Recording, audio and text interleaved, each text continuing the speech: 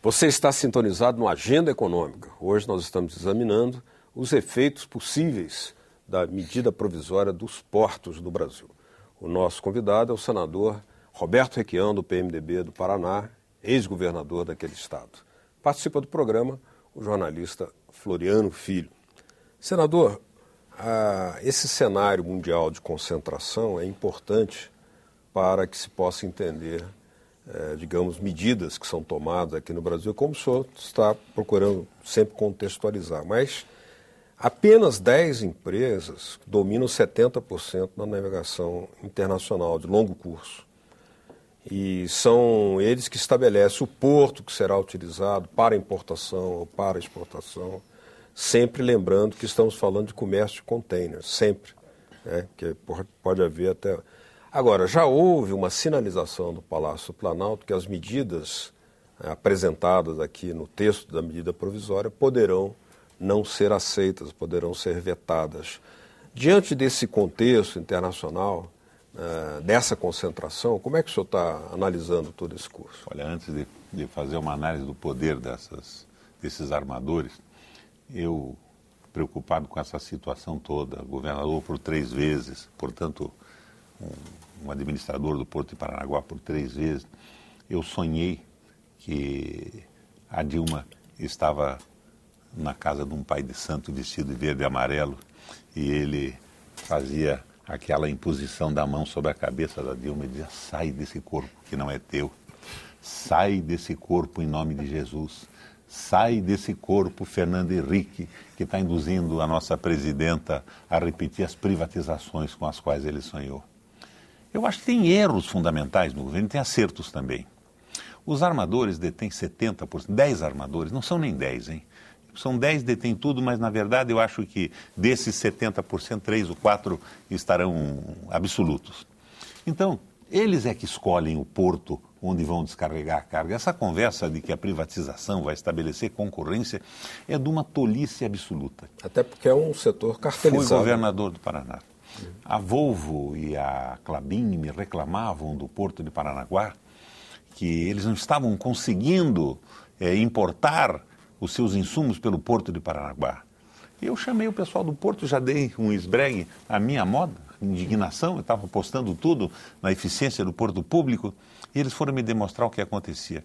Não era o Porto, era o armador. Eram, na escala dos navios que vinham para o Brasil, pequenos importadores, tanto a Volvo quanto a Klabin. A Volvo do Paraná. A Volvo do Paraná.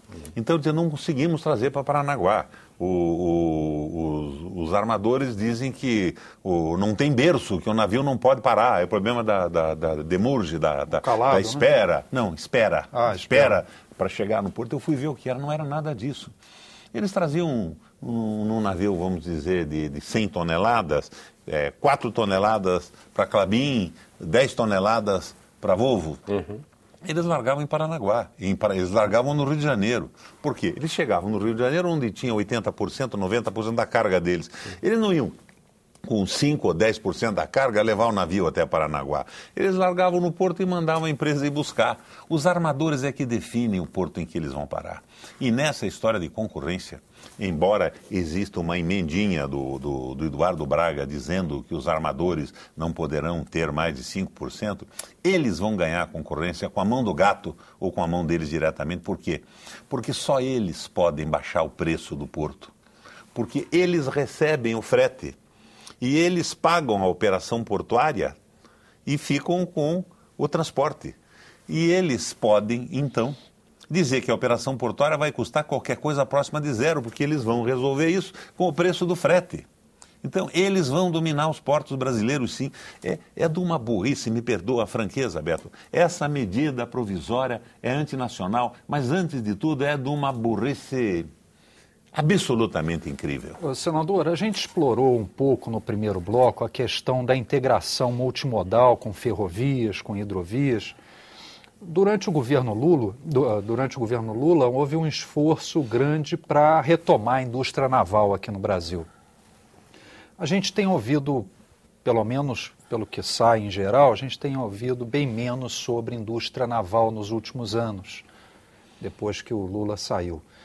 O senhor acha que faltou também tem faltado a este atual governo pensar numa integração também maior com a indústria naval? Não sei, como por exemplo está na questão do sul do país. Que o governo pense numa integração com a indústria brasileira. Porque com esse Bernardo Figueiredo lá e esse Veso que está tomando o planejamento, é o planejamento para considerar o Brasil uma fazenda das multinacionais, das tradings, uma fazenda dos compradores de grãos e de minério, de carne, de açúcar, porque estão direcionando toda a estrutura ferroviária e viária do país através da privatização para os portos, mas sem pensar no desenvolvimento industrial. É a primarização da economia, é a condenação definitiva do Brasil a esta situação de país exportador de commodities. Mas commodity acaba. Nós tivemos o ciclo da cana, do pau-brasil, o ciclo do café, e quando acabou, o país dançou. Você conhece o famoso Tratado dos Panos e Vinhos, que foi o tratado que acabou com Portugal no mundo. Portugal e Inglaterra fizeram um tratado pelo qual a Inglaterra comprava sem imposto algum os vinhos e o azeite de Portugal, e Portugal comprava os panos e os industrializados. A industrialização de Portugal já era medíocre, mas a força dos exportadores de vinho e de azeite seguraram até o Marquês de Pombal, que supostamente resistiu a isso em determinado momento. Não deve ter resistido tanto, porque ele também era um exportador de vinho e de azeite. E Portugal chegou a um momento que a sua balança comercial foi pro brejo. E daí foi a nossa pro brejo, porque quando se fala em Portugal naquela época, Portugal era o Brasil também. E o ouro do Brasil foi todo para pagar os produtos ingleses. A Inglaterra se revestiu de ouro, financiou a sua frota, a sua industrialização à custa do ouro brasileiro, num tratado em que Portugal primarizava a sua economia para exportar azeite e vinho e comprar os panos. Vela foi proibida de ser produzida no Brasil, tecido e vela. Uma vela de acender, de candeeiro, para que a Inglaterra pudesse vender. Nós abrimos os portos aos países amigos, ou seja, a Inglaterra. E isso prejudicou o desenvolvimento de Portugal e o nosso. E de repente estão fazendo a mesma coisa, é o Tratado de Methuen, o Tratado dos Panos e Vinhos. Nós seremos exportadores de matéria-prima e vamos comprar produtos industrializados. E agora, em cima disso tudo, vem a minha casa e a minha mobília, a minha televisão, o meu liquidificador, a minha torradeira, produzida na China e financiada pelo Brasil na véspera da eleição. Tia Dilma, vai nesse cara que eu sonhei para tirar o Fernando Henrique do seu corpo. Senador. Está incorporada pelo liberalismo tucano em algumas coisas, em outras não. Em outras é uma magnífica presidenta. Agora, eu não posso fingir que sou cego. Não tem oposição com credibilidade, com proposta melhor. Todas as propostas que eu vejo pela direita, quando eu vejo o Eduardo Campos dizer nós podemos fazer mais, eu imagino que eles vão privatizar mais, porque foi o que ele fez em Pernambuco. Eu quero menos, eu quero um projeto nacional de desenvolvimento. Mais Estado. Mais Estado, mais Brasil, mais interesse nacional do médio e do longo prazo. Senador, eu gostaria que o senhor desse uma explicação mais didática quando o senhor afirma que a medida provisória não reduzirá os custos de movimentação portuária dos importadores e exportadores e que apenas aumentará o lucro dos armadores. Como é que funciona essa operação? Por que o senhor afirma isso? Ela só pode subir. Por exemplo, dos meganavios. Imagine que o BNDES financia aí 15 superportos no Brasil. Daí nós vamos ter que usar 3 deles. E 12 vão ficar parados. Alguém vai pagar o custo disso. E os armadores é que dominam o comércio mundial. Eles é que estabelecem o preço. Nós temos o preço. Os armadores de um lado e a infraestrutura brasileira. Nós temos pedágio, ferrovias que não existe, falta de armazéns do lado interno. Mas, ao lado disso, vamos admitir que essa economia graneleira tem nos colocado numa situação vantajosa diante da crise que nós estamos vivendo hoje, da crise mundial. Mas nós temos que ter uma economia industrial, sem o que não vai haver salário decente e em determinado momento nós iremos todos para o buraco. Mas provavelmente, como você diz, com a Dilma eleita. Mas esta eleição desta forma, eu Não me agrada, não me agrada. Está faltando no Brasil, está faltando nos partidos, os tais intelectuais orgânicos, as pessoas que pensam o país do ponto de vista estratégico, do ponto de vista do futuro. Nós estamos vendo objetivos eleitorais permanentes, o desespero da eleição se sobrepondo a projetos de verdade. Senador, sobre isso, inclusive, uma preocupação que vem aumentando nos últimos anos é com a importação de combustíveis. O Brasil, até de maneira surpreendente, se tornou um grande importador, talvez o maior importador de etanol no mundo, só que etanol de milho vindo dos Estados Unidos, e se tornou também um grande importador de gasolina. Nós temos importado, ao invés de refinar aqui no Brasil. Nosso parque de refino não dá conta do nosso petróleo. E por outro lado, o automóvel não paga mais imposto, a redução de impostos dos automóveis mantém viva as fábricas e os empregos no ABC em São Paulo, mas nós não estamos industrializando do ponto de vista nacional os setores. Isso. Então, o que eu queria chegar, o ponto que eu queria chegar é que esses combustíveis que são estratégicos para o país, sem eles o país simplesmente para, não é isso? Vêm por navios. Como é que o senhor analisa essa questão de comércio de produtos estratégicos para o país, como nesse setor da energia, com essa nova MP, com as privatizações que vêm por aí? Você já fez a análise, né? Você está pedindo que eu confirme a sua análise. A análise é a desnacionalização da economia. Nós temos empresas nacionais sendo vendidas, não são empresas novas que chegam com nova tecnologia, mas ao lado disso tudo, esta inclusão social, de certa forma, a preocupação com a inflação, que é terrível, com o emprego, com os salários, e vem mantendo o povo num nível de satisfação respeitável. Agora, quanto dura isso do ponto de vista estratégico do país? Não existe projeto nacional. Eu sinto, e quero estar errado, que esse governo está possuído pelo Fernando Henrique do ponto de vista da sua estratégia econômica. Ou não tem nenhuma. Está fazendo acordos com os setores da economia, acordos com os sindicatos, nós estamos sem um programa e um projeto nacional. Senador, nós, no primeiro Continuo apoiando o governo, por falta absoluta de alternativa e pelo que ele faz de positivo também. Eu não vou estabelecer a negação dos avanços do Lula, principalmente, e agora com a Dilma também. Mas eu vejo que o governo está possuído pelo Fernando Henrique.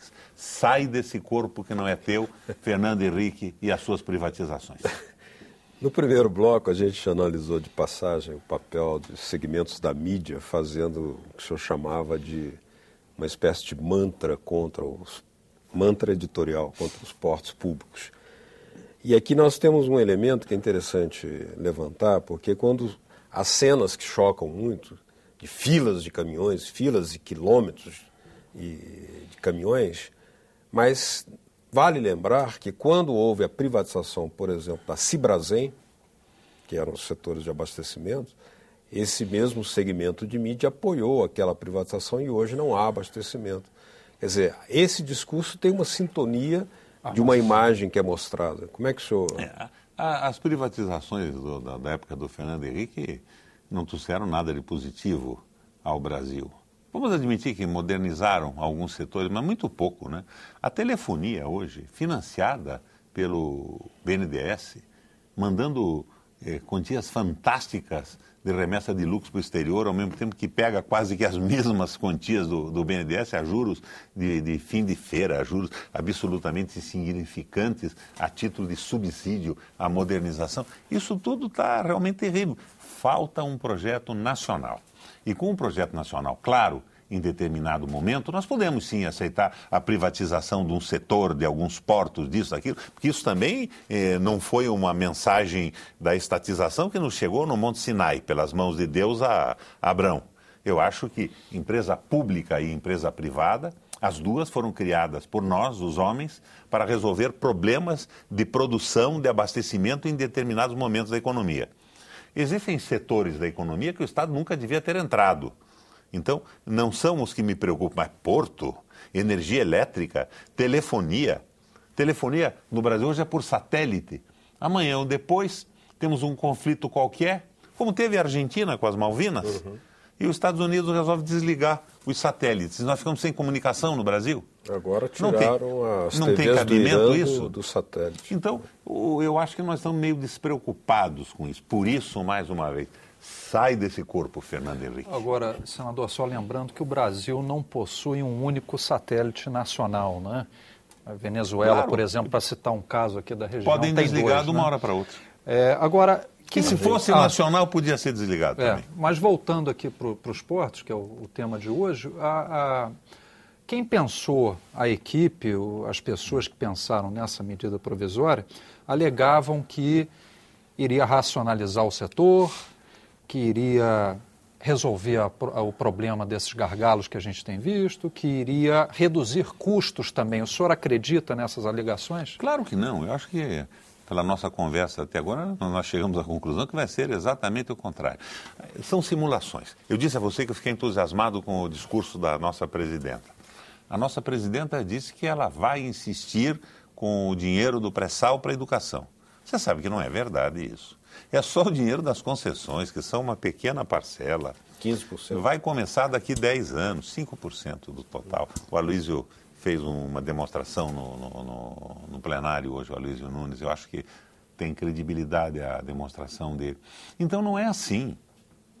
Nós estamos simulando muitas coisas.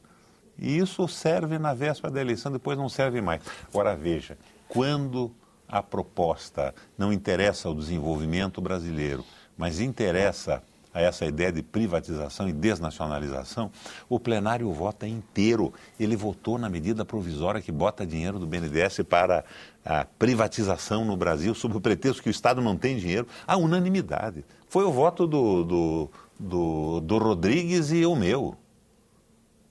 Não tem cabimento isso, porque é a política de privatização que interessa ao PSDB. Nós estamos nesse maniqueísmo. O PSDB está contentíssimo com a política da Dilma. Mas ele quer o poder, ele quer tirar esse pessoal que ele não gosta muito, eles não gostam nada do PT, né? São trabalhadores, operários, funcionários de fundações, eles não querem essa gente, eles querem as elites de volta ao controle. Mas a política, no fundo, é a mesma. Tirando de lado a política de integração, de valorização, de salário mínimo, de resistência aos juros que a Dilma realizou com eficiência e com sucesso, embora não tenha sido fantástica, continuamos com os juros mais altos do mundo, mas é o diferencial que me faz apostar ainda nesse governo, que eu gostaria que mudasse alguma coisa. Sai desse corpo, Fernando. Pela sua análise, o governo teria uma política errática. Até onde pode ir isso? Qual é o limite? O limite disso é a crise que pode vir depois. Porque esta política de desindustrialização vai levar ao desemprego. A China, de repente, para de comprar commodities por algum motivo lá da sua política interna, até um freio de arrumação que eles podem dar na economia, e nós iremos para o beleléu, porque nós estamos perdendo o controle da nossa economia e perdendo a soberania. Nós estamos ficando com uma estabilidade muito pouco sustentável.